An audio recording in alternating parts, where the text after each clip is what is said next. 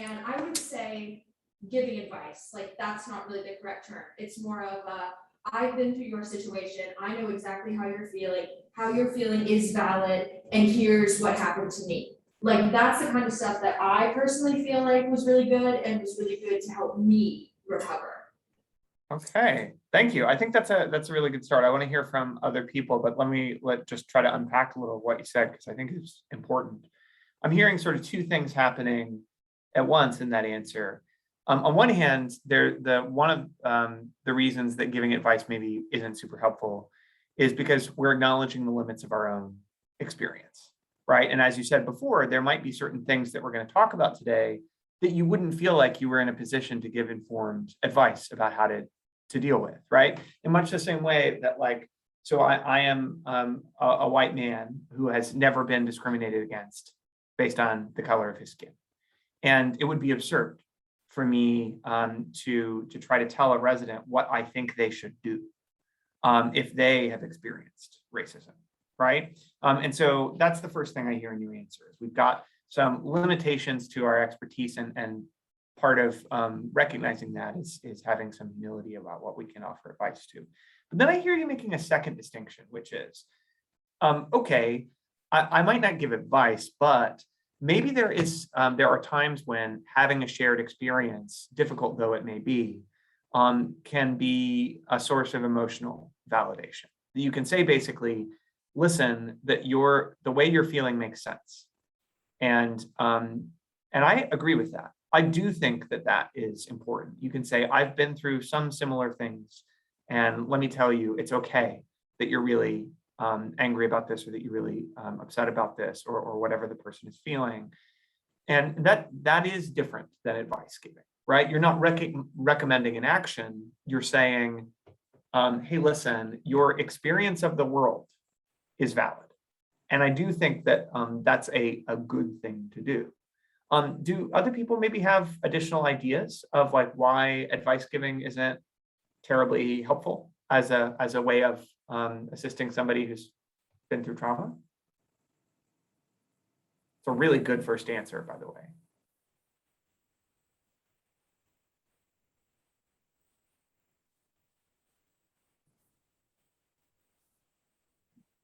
We have an answer here in honors. Okay. Kristen. Okay, so whenever people are going through something, they either usually want advice or they just want someone to listen. And more often it's they just want someone to listen or help them get help. So advice isn't always the best way to go for it.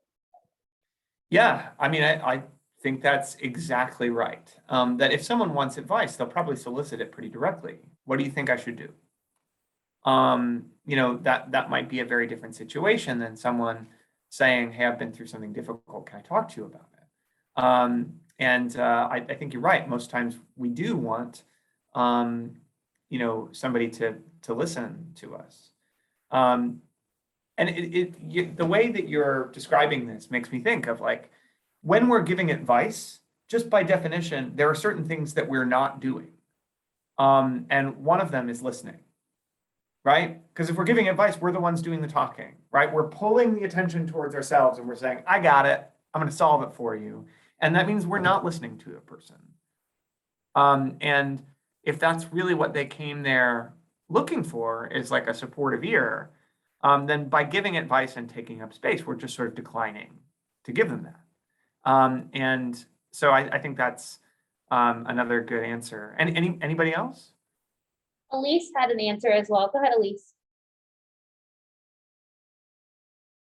I'm sorry, can you repeat that? I was actually muted. Sorry, say it one more time. I'm sorry. Well, giving advice can be difficult, especially not being a trained medical. If you could speak up just a little bit, I'm so sorry. Yeah, you can come up. Sorry about that. Technicalities. I wish I had a mic in here, and I don't believe I do. Go ahead. Okay, so not being a trained mental health professional in these situations can be extremely difficult to give advice for sensitive topics.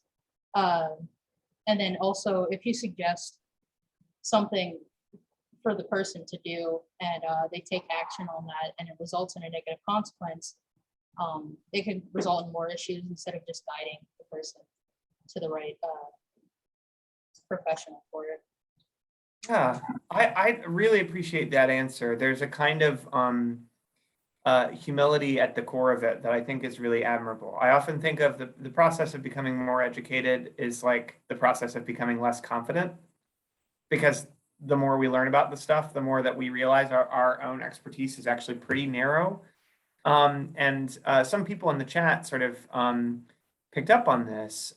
So Joseph said, if we aren't trained very well on this particular thing, it's really easy to make the situation worse. So like that's kind of in the same area. And Emily adds that there's some danger of victim blaming when we're giving advice, right? That there's some danger that we're talking about what somebody should have done to avoid their own victimization. We're making somebody feel judged. And a lot of what we're going to talk about today are their crimes of power and control, right? Where somebody has already taken away someone's control over their own life. And so imagine getting help for an issue like that. And then the help we get is, you should report, you should do this, you should go to counseling, right? It feels like a lot of pressure. And there's a reason that victim advocates will tend to say, when you're working with trauma survivors, offer them options, not advice, right? Everybody's recovery is different. You can give someone different places to go for help, but you've got to let them choose. And, to the extent that we're offering advice, there's a lot of drawbacks to that. This is a big part of my career. And often if a survivor of stalking would ask my advice, I would probably start by trying to learn more about what they wanted to do rather than just assuming that I knew what was best. These are tricky situations. So thank you. That's like a good sort of opening discussion, because you all are mandatory reporters for the things that we're going to talk about today. And that's, it's got the word mandatory in it, in that phrase, and it doesn't really imply a lot of choice. But the truth is, when we say someone is a mandatory reporter, all it means is that they let a person, another professional, know to like reach out and offer some help to a resident. There's like a really good chance that when we reach out to someone we've gotten a mandatory report about, that they say, thanks, Office of Equity Assurance, but no thanks. I don't really want to talk to you. And that is actually up to them. It is their choice. Okay. But I want us to keep this in view throughout the training, because a lot of times we get so caught up in wanting to help people that we run into someone who's hurting, and 9 times out of 10, the mistake people make is they talk too much. They're uncomfortable with silences. They won't just sit and listen supportively, and they end up veering into this place of, let me tell you what I think. Let me tell you what I should do. And I want us to be aware of that pitfall so that maybe we're a little bit less inclined to stumble into it. And I think, there's a way of talking about this that's just focused on policy. I'm not really interested in that. I view the policy and the law as being a kind of minimum standard, and I think that we can do better. Part of what I think RAs do so well is forming a kind of community that is supportive and fair and hopefully peaceful. And that is much more important to me than just like whether we comply with a set of regulations somewhere. So I'm going to push you a little bit on this idea of, what is the minimum and how can we do more? Because the issues that we deal with, you can see on the screen here, they're obviously really important. They're also really complex and really difficult to dislodge, right? I could have given a similar presentation about sexual violence on college campuses like 10 years ago. And that makes me furious, because what it suggests is we have this huge public health problem that we throw a bunch of resources at increasingly, to, a bunch of science to figure out how do we prevent this, and that we don't necessarily have perfect answers, even though the suffering it causes is really great. Same is certainly true for things like discrimination, either individual or systemic. These are hard problems to dislodge. And so I want us to imagine, yes, when someone has experienced these things, can we get them services that might help? Like the things that you see on the screen? The answer to that question is yes, our office can do all of this stuff that you see here, whether that's like helping someone get an extension on an assignment because they went through something terrible this past weekend, or maybe getting someone new housing options because they're living with an abusive partner and they want to get out. We can offer these services. That's really, really important, but that's putting a Band-Aid on a wound. I want to heal the wound. I want to have a community where we don't need services like these. And you might say, well, that sounds naive or impossible. All right. But, if we can't move in that direction, if we can't strive towards that goal, then, what do we think we're doing here? So a little bit of idealism as a way of like pointing our ship in the right direction and making sure we have a clear destination in mind, that's important. So yes, I want you to follow the policy. Yes, I want you to make your mandatory reports like you're supposed to. And yes, we'll talk about all that stuff. But I'll tell you what I would really like you to be thinking about, maybe even more than that, is how am I going to do programming on my hall that makes this community better? And I want to make the argument that if you're going to talk about basically any issue that's in this presentation, the most effective way for you to do so is to talk about bystanders. And there's all kinds of reasons for that. But the biggest one for me is that when we talk to our residents about what it means to be a good bystander, then we give them something to do, right? We give them a sort of point of action, a way of responding to these big generation defining problems, instead of just like raising awareness forever. Like people need something to do to help. And, I recognize when we talk about bystander intervention, we also have to think about obstacles that we might have, things that prevent us from speaking up sometimes.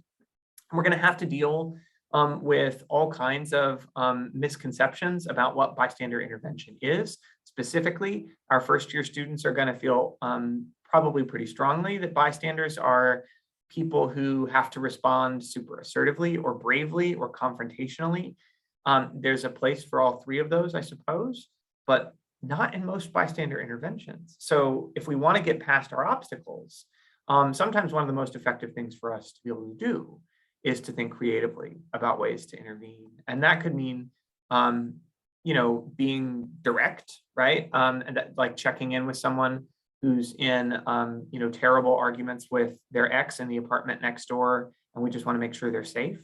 It could also mean engaging in a distraction, that makes a situation safer in the short term, or it can mean delegating the job to someone else. And listen, you all are RAs, and I know, unfortunately, people are going to delegate a lot of jobs to you. Like they're going to run into something hard and they're going to go, I don't know what to do here. I'm going to get my RA.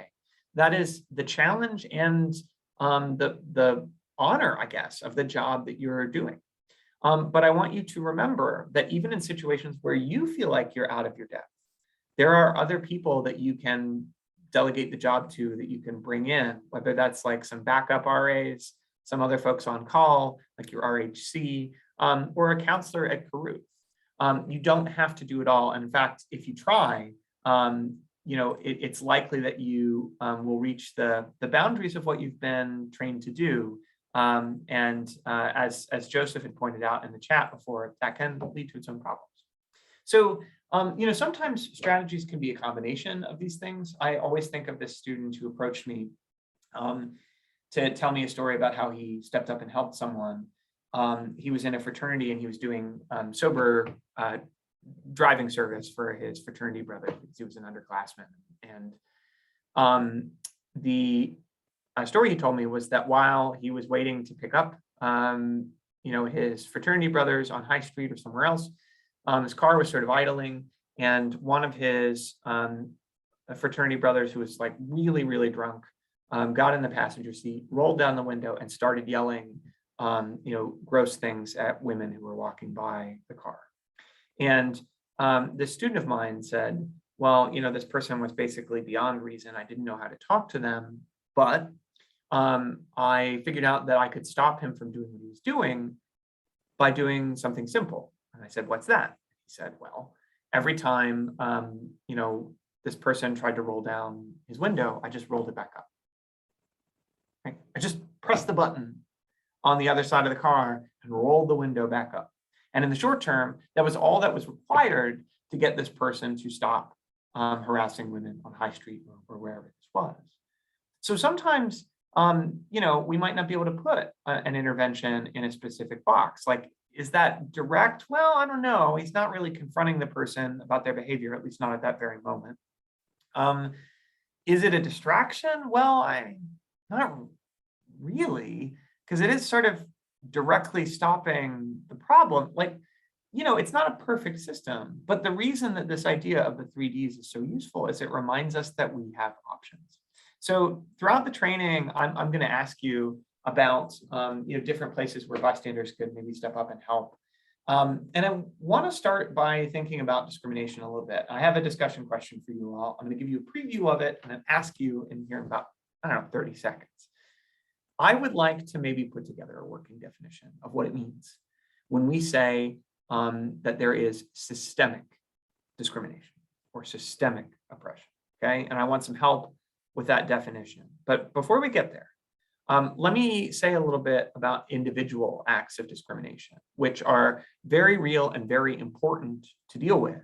You can imagine someone, say, denying someone else a job because of some part of their identity. Someone maybe doing a job interview who declines to hire someone because of their disability, for example. That's clear-cut discrimination. It's not okay.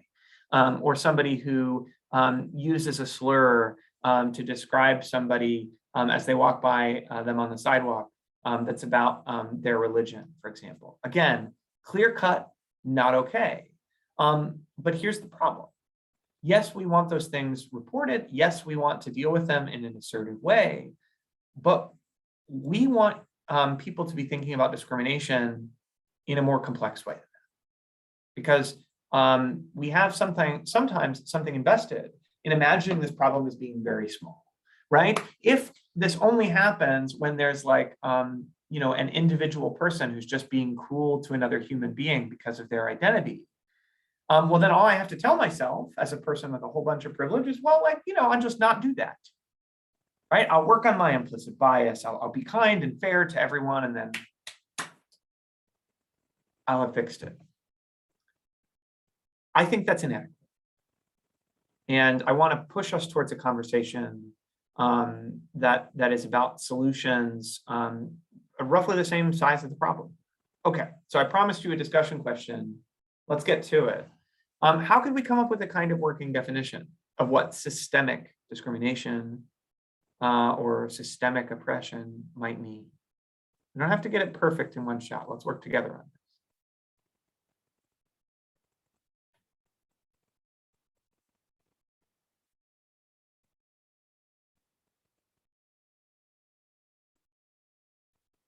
What does that word systemic mean to you in this context?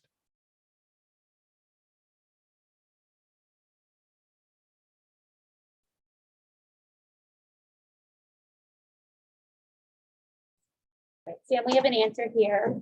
Okay. Daniela, I have a microphone too. Somebody. Oh, great. Hopefully that'll work out.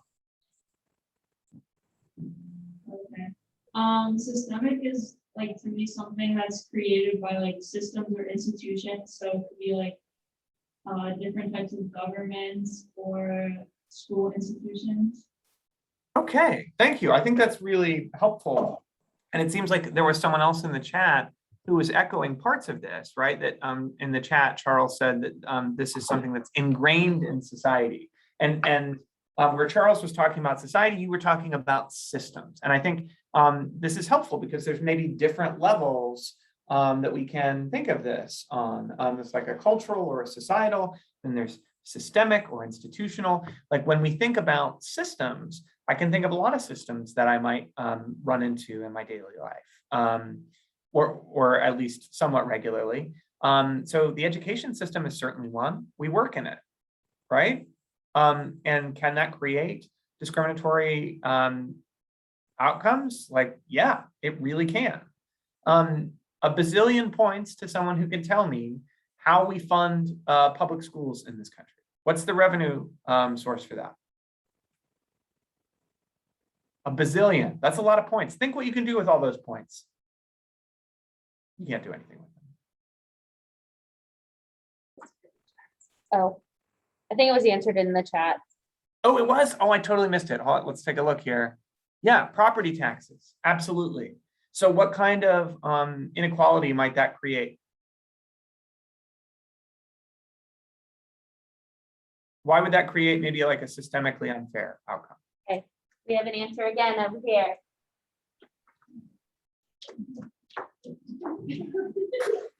Poor Angela's gonna. Awkward. You're doing great. If it's based on property taxes, then like richer areas will have more taxes and then like they're better school systems. So that's how like putting lower income families into like worse school systems, they just keep getting stuck in the same cycle. They can't get out of it. Yeah, that's absolutely right. So if you fund public schools by property taxes, that means the higher property values are in your community, the more money your school is going to have. And that creates a structural problem, which is that if you live in like a high income community, you're going to have all kinds of resources. You could have, you know, an orchestra or a drama department in your high school. You could have like, you know, really well-funded athletic programs that lead to people getting scholarships. You can do all kinds of like educational trips or maybe even set up scholarships of your own. And if you live in a low-income community, then you know that's far less true. We might be in a situation where the school can't even afford to get basic classroom technology or update textbooks or whatever. And so that's one example of a system creating, you know, sort of systemically unfair outcomes. Can anyone think of any others? Other systems besides like the education system that we, you know, could talk about in terms of systemic oppression or systemic discrimination?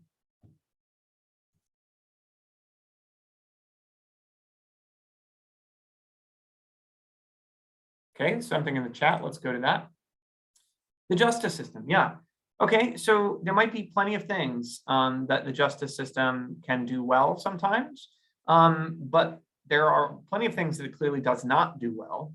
And, you know, if we opened up any criminology journal you wanted to right now and just like tried to pick an outcome, prosecution rates, sentencing, conviction rates, arrest rates, you know, whatever, then what we would find would be disparate outcomes based on race. And I shouldn't be able to say that with such confidence, right? To say like, well, okay, no matter how we decide to measure success in the criminal justice system, you know, people of color are going to show systematically worse outcomes when they go into the same justice system than maybe like somebody with my identity. Jasmine also adds the medical system. This is another really good example, is that if we have, you know, a situation where someone lives in a really rural community with no public transportation, the closest hospital is maybe 40 miles away and it's small and underfunded, but that person doesn't own a car. Well, that means that they're probably not going to have access to the medical system at all. If someone is a woman who complains about pain to their doctor, they're much less likely to be taken seriously. And there's a bunch of studies that show this. Problem gets even worse, it turns out, if the person is a woman and also a person of color, whose complaints of pain are also systematically not taken seriously in that system. Then, of course, we need to talk about, you know, we have a healthcare system where people get health insurance by and large through their employer. And that means if you've experienced employment discrimination in some other way, then that's going to have outcomes sort of strangely on your like medical outcomes or your lifespan, which is bizarre, but it's true. So, you know, as we're thinking about these issues, it's not enough to just imagine one person who is, you know, really prejudiced in some way and does something cruel. And that's what discrimination is. We need to think about what are the systems that are, sort of perpetuating a certain kind of hierarchy, whether that be, a sort of heteronormative privilege, or whether that be a hierarchy where a particular religious group is preferenced over another, or where people who have disabilities are given disadvantages, or a racial hierarchy. Like this is what I think that we need to think about. When we're considering big decisions like a change in policy or a change in the law. So one last example, because I think it is really straightforward to think about. Think about where interstate highways went. This is a gigantic infrastructure project or series of projects throughout the country in the mid part of the 20th century. And there's again, I think a lot written on this at this point that you can take a look at, but what the evidence seems to indicate is those highways were much more likely to sort of go right through low-income communities, communities of color. Often this would have dramatic and negative effects on property values there. Sometimes it would actually split a community apart and make it difficult to access one side of the community or another. You can see that actually in Osage, West Virginia, which is right next to the Sheets in Star City. I-79 was literally built right through Osage. That was a diverse mining community in which lots of Black folks lived. And I-79 essentially destroyed that community. And so, we can think about all of these different kinds of policy and say, well, okay, it's a road. It doesn't really have anything to do with something like, racism, except that when we look at the impacts, it often does. And so this kind of frame of reference, I think, is much more useful than simply saying, how would I deal with individual acts of discrimination if I saw them? But, let's take a look at one, just because that's an important skill to have too. Let's say we have a friend, we'll call them Aaron, who's recently come out as trans. And let's just imagine in these hypotheticals that we're not RAs, because the answer that many of you would give is like, well, this is a mandatory report, I would report it. So let's just imagine we're students for a second. We see Aaron in the cafeteria who's being harassed by a group of people who are just taunting Aaron with their former name. This is called dead naming, by the way. We have a cafeteria tray. We're walking up to Aaron and we're trying to decide what to do. What are a few things that a bystander could do to help Aaron in this situation? And remember, you've got options on the right side of the screen there. It could be direct. An answer from Jenna. We have an answer from Jenna here. Okay. So using like the correct pronouns and like their name in front of everyone, just like speaking it very clearly would definitely help. Just being like kind and kind of ignoring the other people, maybe inviting Aaron to sit at your table, that kind of thing. Awesome. Yeah, I love that. So there's kind of like a stepwise escalation that you're proposing there, which I think is helpful. It's like at first, we're going to just really clearly call Aaron by their correct name and with their correct pronouns, and hope that just sort of demonstrating that is enough. If it's not, then maybe what we're also going to do is we're going to say, Aaron, I'm so sorry they're talking to you this way. Do you want to come over and eat with me, maybe? I love both of those ideas. Any others?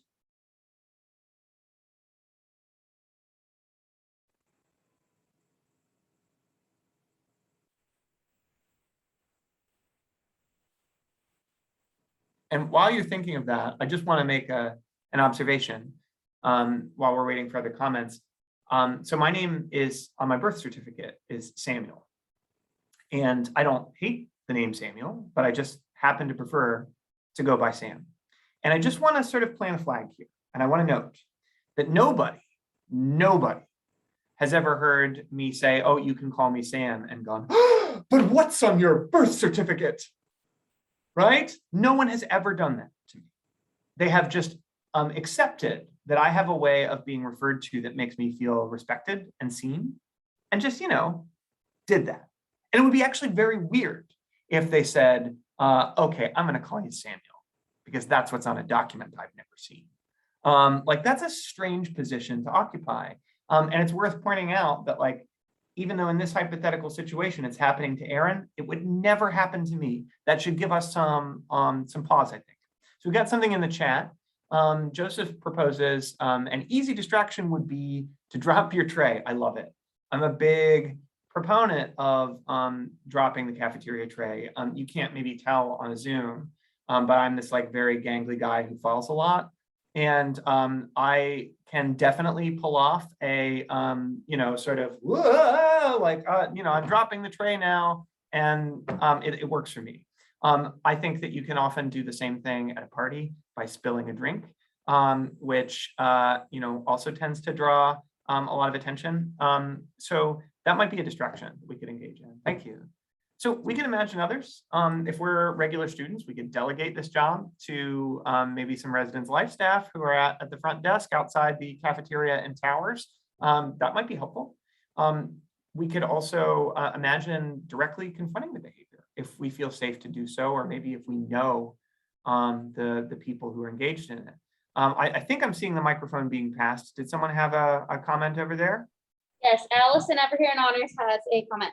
Yes, I was gonna say that you could delegate it to someone higher than you, like if you didn't feel comfortable in that situation, there's definitely trained professionals that you could refer the person being attacked to, or, just go in person to that, like a counselor or someone that's trained and have them speak to the people that were bullying, like the victim, and have them speak to them and say, that's not okay.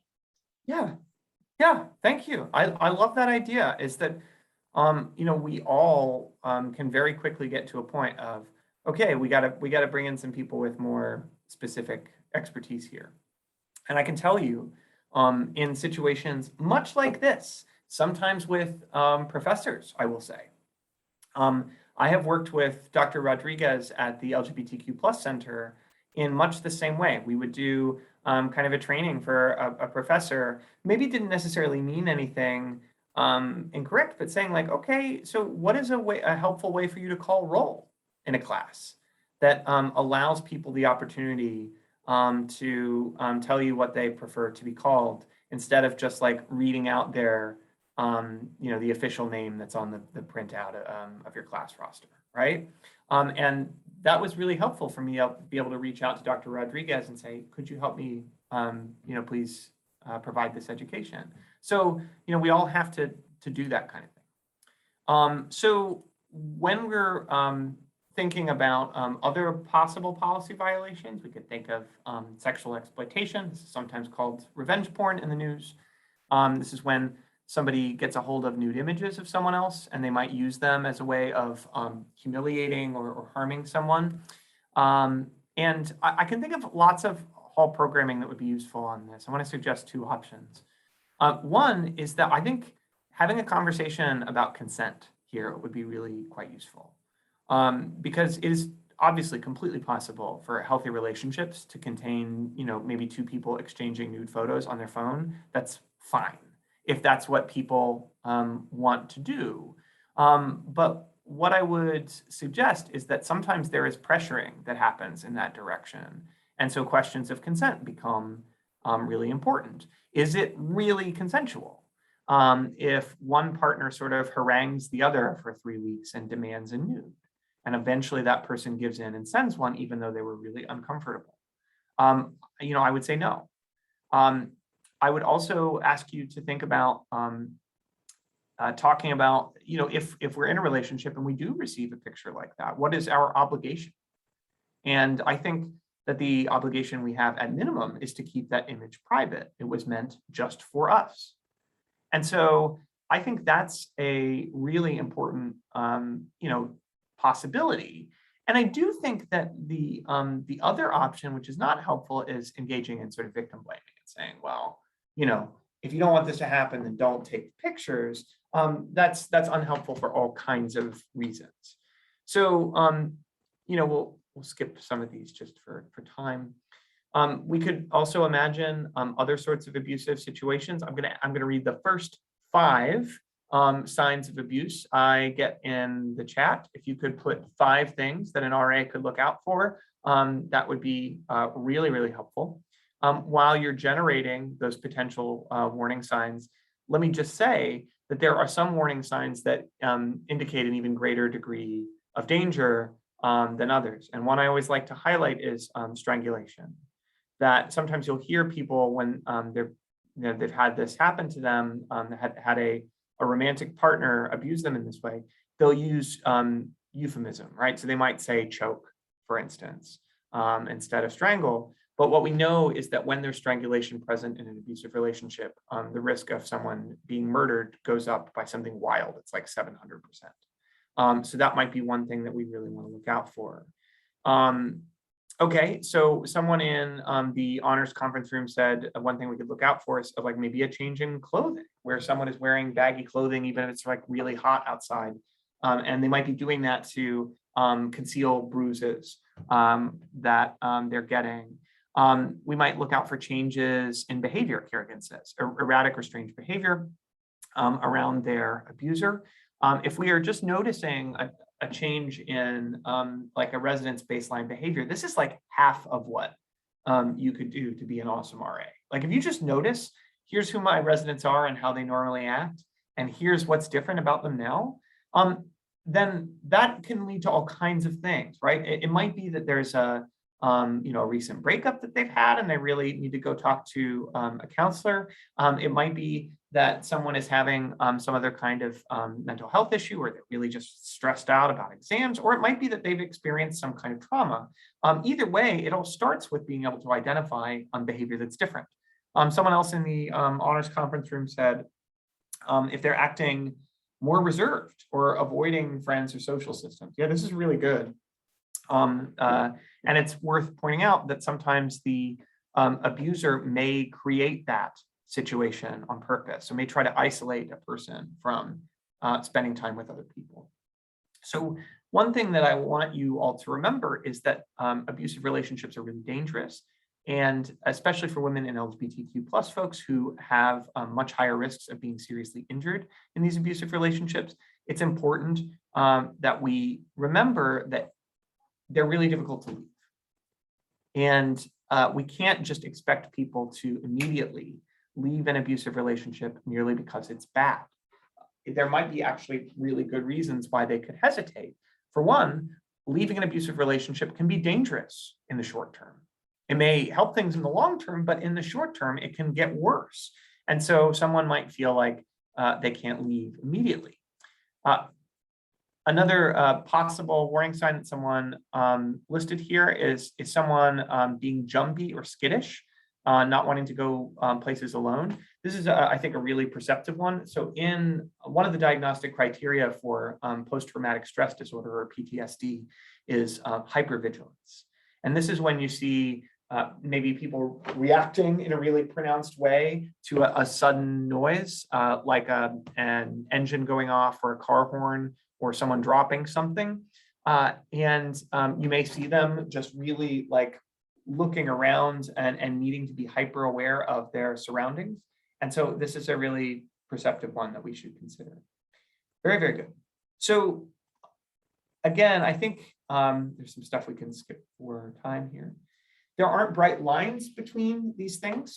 We might see, for instance, stalking behavior also happening in an abusive relationship, things like physical following, like harassment online, like someone getting 1 million texts a day, and then when they block the stalker's number, the stalker just gets a new number and tries again. There's all kinds of unwanted contact that could happen. And one thing I always try to tell people is that if you're working with a stalking survivor, even one who's maybe not quite sure what's happening to them, or even what they want to do about it, an option you can offer is maybe helping them create a way to document what's happening. So every time they run into their stalker, they have a little spreadsheet on Google Sheets. They write down the date and the time, who else was around and saw it, what did the stalker do, and they can sort of slowly create some documentation. And sorry for the cat coming in here, but this is Oliver. So that's a bonus thing that you all got.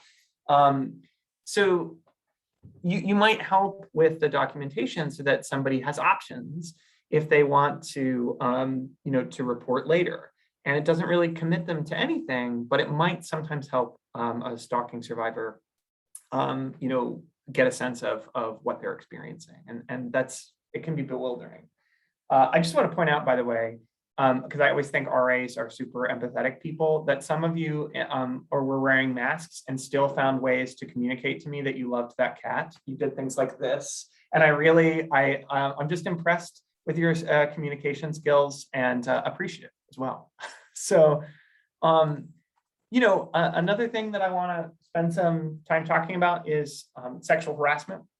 And this is like any kind of unwanted sexual behavior that causes a hostile environment. And that could mean lots of different behaviors. It could mean someone abusing power, like a professor who's demanding sex in exchange for a good grade. That's clearly not okay. It's clearly against our policy. We also need to remember that RAs have power too. And that means if you have a resident, then it's really, really important that you not be in a romantic relationship with your resident. Now, you may have pre-existing relationships with someone on campus, and that's okay. You can tell, your RHC or whomever, like, hey, listen, it turns out my partner is on my hall. I didn't know that was going to happen, but we need to make a switch of some kind. But we don't want to have favoritism or retaliation in the event of a breakup. And that's really important that we be mindful of power here. But there are also a whole bunch of other things that sexual harassment could involve. Hold on just a second here. Oliver's going to have to go because he's creating too much mischief during the presentation. All right. So we could imagine different behaviors here. I think there's this way of talking about sexual harassment that it sort of assumes that this is too vague a concept, or we don't know what it is. And I really want to trouble that sort of discourse because I get frustrated by it. So here's a bit of pushback that I frequently get. It says here that there are certain kinds of advances or compliments that are not okay, right? And so it sounds like you're telling me I can't even compliment my coworkers anymore. I just don't know what to say. And I don't think that's a very fair way of approaching this. So let's talk about compliments just as an example, because I think there are lots of standards we hold ourselves to, like what does it mean to be kind or a supportive coworker, that aren't like super well defined. So let me just ask, what would be the difference or some differences between like a compliment that feels good and a sexually harassing compliment that like someone could receive from a lab partner in a chemistry lab or a teammate on the soccer team or whatever? What's the difference between a compliment that feels good and one that doesn't in this kind of context? We have an answer from Abby. Go ahead. Great. We're getting the mic. We're getting the mic.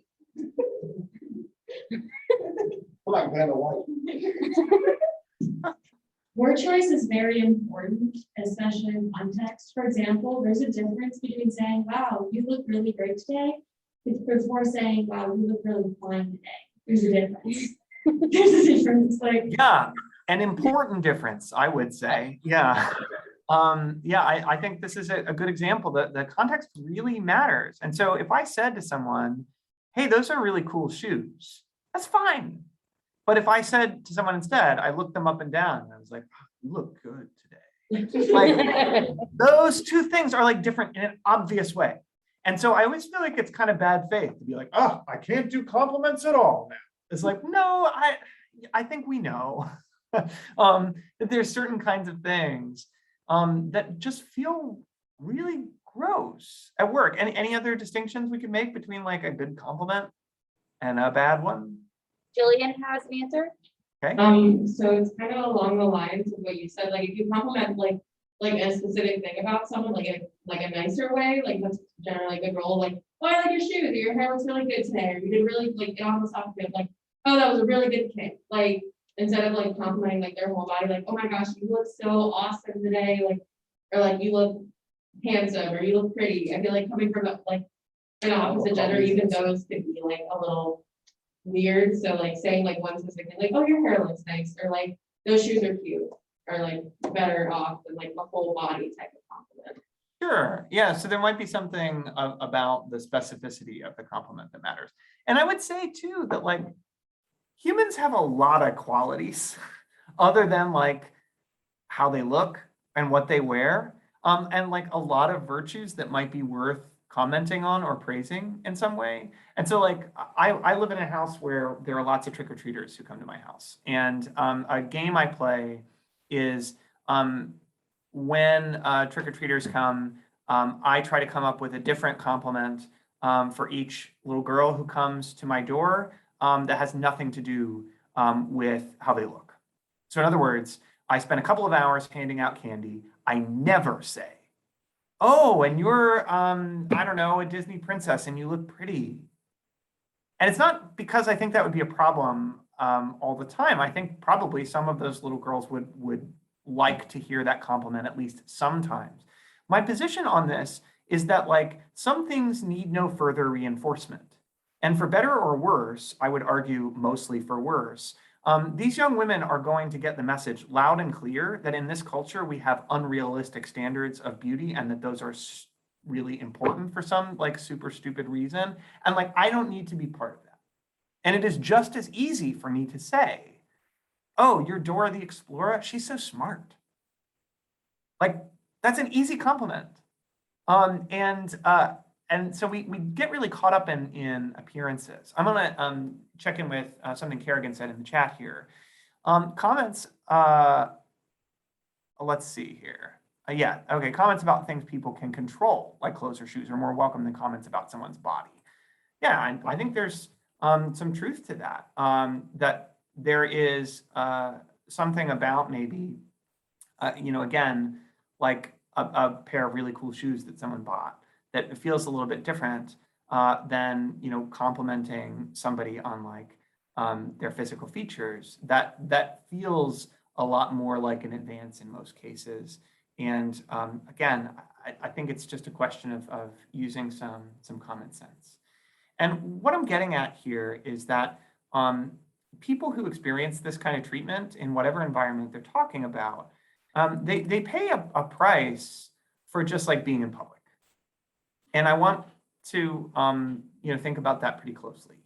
That like somebody who just to like walk to class has to experience something like street harassment is less free to walk to class than someone like me, right? Because on the way to class, this person has to pay a toll. They had to feel angry or scared or embarrassed just to like go do stuff on campus.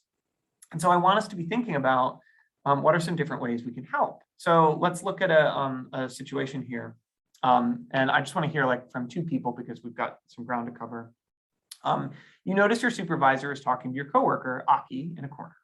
Aki looks tremendously uncomfortable. In the past, Aki has told you that the supervisor has a history of making inappropriate comments, but Aki is worried about losing their job if they file a complaint. You're a bystander to this situation. What would you do? How could we help? I'd like to hear two possible strategies.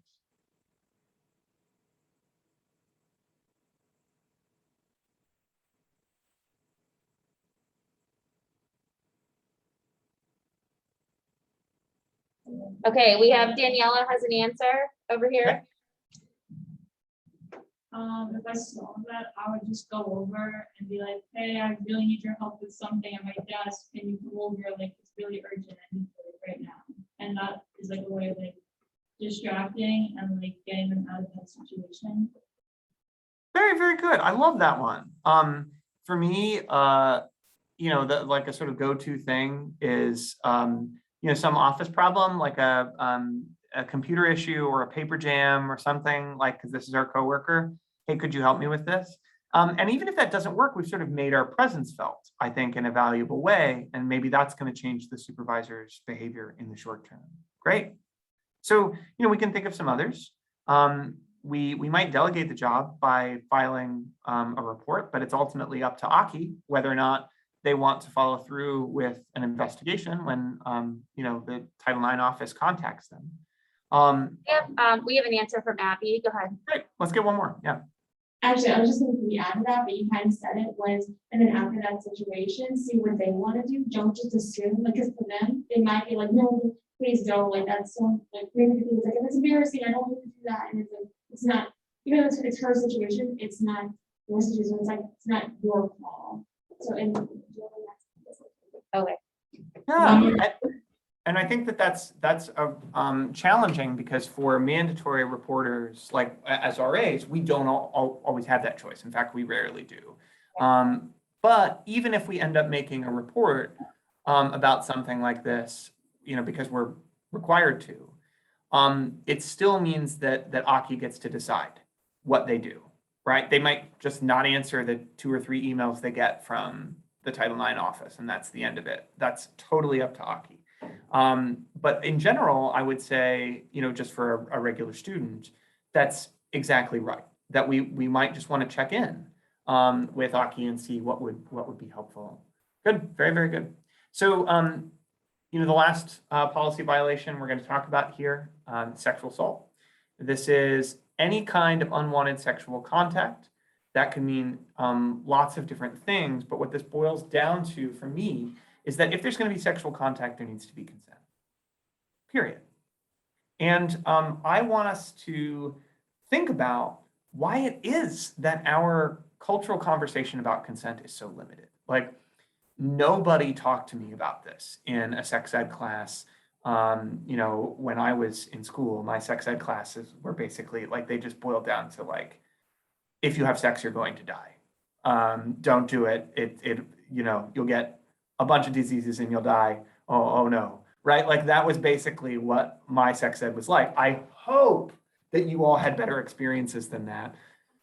But I do think it's pretty likely that even if you had a pretty good sex ed course, nobody was talking to you about the kind of nuts and bolts of, if you have a partner, how do you talk to them? And it's notable that that's what this requires, is checking in with a partner, having a conversation with them about what their boundaries are, about what they like, and not making a bunch of assumptions like the ones that we see on the screen. And I've spent a lot of time thinking about why it is that we're so nervous about just saying things like, hey, is this okay? Or do you like this? And I can't narrow down a single cause, but I can try. We have a lot of taboos about talking about sex in general. And that might be one. I think about like every Hollywood love scene I've ever seen in a movie, and they're all like ridiculous, right? They're never clumsy. Like everybody knows exactly what their partner wants. They're like, it's like a bizarre, like synchronized swimming situation where like nobody ever has to talk to anyone. And like, that's not real life. And I think that there's plenty of situations where a young person will just get the message that, hey, if you want to seem capable and if you want to seem like a good partner, then you shouldn't have questions about this. And you shouldn't talk to your partner. You should just know. And I think that's wrong-headed for all kinds of reasons. And so I mentioned before that I don't just want to follow the policy. I want us to have a broader conversation about what it means to be respectful to a romantic partner. And that means things like, okay, so if there's a relationship where one person is trying to set a boundary and their partner is saying stuff like, well, if you really loved me, you would do this. Or begging by asking for the same thing over and over and over again.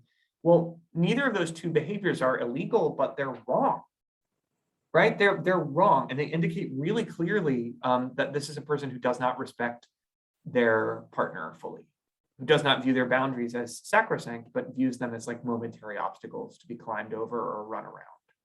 And I want to have a conversation, not just about, again, how do we follow a policy, but also about like, what does it mean to be in a healthy relationship and how should we expect to be treated?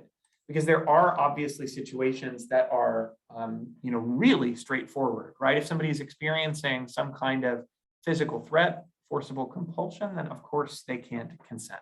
someone is too young, then of course they can't consent. If someone has really severe intellectual disability, then of course they can't consent. There are also situations where alcohol or drugs make this really clear. Someone is too high or too drunk to consent to anything. That might be what we're investigating in a Title IX investigation, by the way, right? We might be looking at, eyewitness testimony from a party about how someone was stumbling around, or maybe we see the same thing on surveillance footage. Maybe there are text messages that were sent out at some point in the night that are really garbled and hard to understand. That indicates one person was like really, really drunk. It's a lot of different ways that we might look into this. And there are services available, things like, access to sexual assault nurse examiners, SANES at Ruby Memorial. I want to call your attention to the bottom of the screen because it says a WVU student who experiences sexual assault and goes to Ruby for help can get a lot of services for free. That means no bill going home to their parents, which might be a big obstacle for them. But I would say that, again, just because these services are available, doesn't mean we want to give advice, right? It doesn't mean we want to say you should go to the hospital, because even when this exam is done well, it's difficult to go through, right? So we're going to offer options. We're going to let the other person choose, and we're going to support them when they do, okay?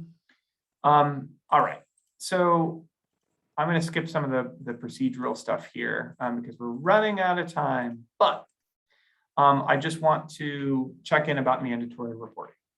Now, for you all, in the vast majority of the cases, when you witness something or hear about something that triggers like a mandatory report situation, like any of the stuff we've talked about would, then your first step is going to be to check in with an RHC.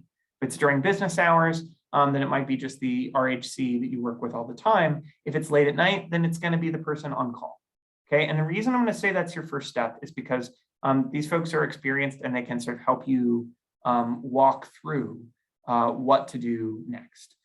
Most of the time, the second step you're going to have is filing your incident report. And that makes you very different than basically every other population on campus that has some kind of reporting obligation. Most folks, when they report, would go to diversity.wvu.edu and fill out a complaint by clicking the button at the top. But the reason I think you should know about that is that some of your residents may need to know this information. They may also need to know that there's an on-call line. I'm actually on call right now. Students can text us, they can call, they can, they don't have to tell us their name. Same is true for outside organizations like RVVIC. That's the shelter here in town. They offer free services 24 hours a day. And if a student is going to, like a therapist at Caruth, that's confidential. If they're talking to someone at the LGBTQ+ Center, that's confidential. So there's a lot of options here. And I want you to know that there is this help that can come from a lot of different places. So I would love to stay for questions, but I think these are scheduled back to back and I have to move right to our next person, or our next session. So let me just say, please send questions to Angela or Emily. If you end up having more, I'd be happy to answer them via email. But thank you so much for your time and good luck helping our students. I really appreciate y'all. Sorry I have to run. Thanks, Sam. Thank you.